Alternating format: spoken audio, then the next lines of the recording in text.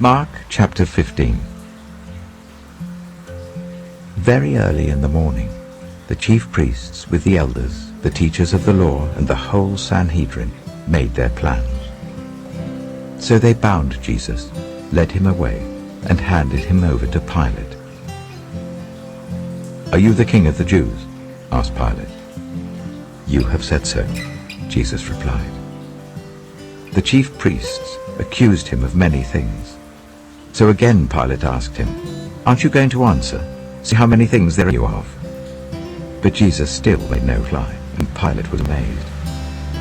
Now it was the custom of the festival to release a prisoner whom the people requested.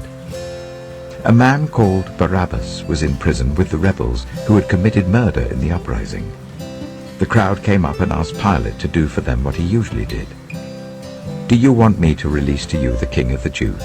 asked Pilate, knowing it was out of self-interest that the chief priests had handed Jesus over to him. But the chief priests stirred up the crowd to get Pilate to release Barabbas instead. "What shall I do then with the one you call the king of the Jews?" Pilate asked them. "Crucify him," they shouted. "Why? What crime has he committed?" asked Pilate. But they shouted all the louder, "Crucify him." Wanting to satisfy the crowd, Pilate released Barabbas to them. He had Jesus flogged and handed him over to be crucified. The soldiers led Jesus away into the palace, that is, the praetorium, and called together the whole company of soldiers. They put a purple robe on him, then twisted together a crown of thorns and set it on him. And they began to call out to him, "Hail, King of the Jews!" Again and again they struck him on the head with a staff and spat on him. Falling on their knees they paid homage to him. And when they had mocked him, they took off the purple robe and put his own clothes on him. Then they led him out to crucify him. A certain man from Cyrene, Simon, the father of Alexander and Rufus, was passing by on his way in from the country, and they forced him to carry the cross. They brought Jesus to the place called Golgotha, which means the place of the skull. Then they offered him wine mixed with myrrh, but he did not take it. And they crucified him. Dividing up his clothes, they cast lots to see what each would get. It was 9 in the morning when they crucified him. The written notice of the charge against him read, "The King of the Jews." They crucified 2 rebels with him, one on his right and one on his left. Those who passed by hurled insults at him, shaking their heads and saying, "So, you who are going to destroy the temple and build it in 3 days, come down from the cross and save yourself."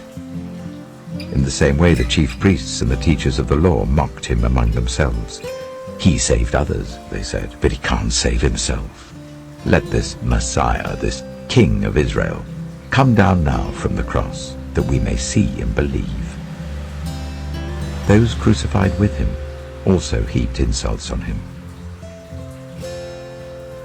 At noon, darkness came over the whole land until 3 in the afternoon. And at 3 in the afternoon Jesus cried out in a loud voice, "Eloi, Eloi, lama sabachthani," which means, my God, why have you forsaken me?" When some of those standing near heard this, they said, "Listen, he's calling Elijah." Someone ran, filled a sponge with wine vinegar, put it on a staff, and offered it to Jesus to drink. "Now leave him alone. Let's see if Elijah comes to take him down," he said. With a loud cry, Jesus breathed his last. The curtain of the temple was torn in 2 from top to bottom. And when the centurion, who stood there in front of Jesus, saw how he died, he said, "Surely this man was the Son of God." Some women were watching from a distance. Among them were Mary Magdalene, Mary the mother of James the younger and of Joseph, and Salome. In Galilee these women had followed him and cared for his needs. Many other women who had come up with him to Jerusalem were also there. It was preparation day, that is, the day before the Sabbath. So as evening approached, Joseph of Arimathea, a prominent member of the council who was himself waiting for the kingdom of God, went boldly to Pilate and asked for Jesus' body. Pilate was surprised to hear that he was already dead. Summoning the centurion, he asked him if Jesus had already died. When he learned from the centurion that it was so, he gave the body to Joseph. So Joseph bought some linen cloth, took down the body, wrapped it in the linen, and placed it in a tomb cut out of rock. Then he rolled a stone against the entrance of the tomb. Mary Magdalene and Mary the mother of Joseph saw where he was laid.